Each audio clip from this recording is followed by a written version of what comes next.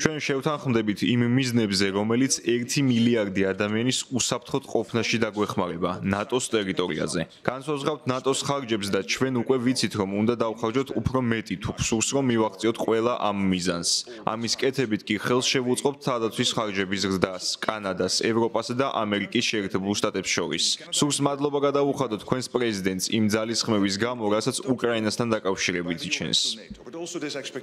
Nobody has done more. ნატოს ბიუჯეტის ზრდისთვის და ალიანსის აღდგენისთვის არავის გაუკეთებია იმაზე მეტი, ვიდრე პრეზიდენტმა ტრამპმა გააკეთა. მან პირველივე ვადაში თქვა, რომ ქვეყნებს უნდა დაეხარჯათ მეტი საკუთარი უსაფრთხოებისთვის. ევროპულმა ქვეყნებმა კი გადადგეს ნაბიჯები და უკვე დღეს ჩვენ ვხედავთ უფრო მეტს. ჩემი აქ ყოფნის მიზეზია დავრწმუნე, რომ ნატოს თითოეულ სახელმწიფოს ესმის გუნდში მხარდამხარ ყოფნის აუცილებლობა. შესაბამისად, თითოეულმა ქვეყანამ უნდა მოახერხოს თავდაცვის ხარჯების 5%-იან დონეზე აყვანა.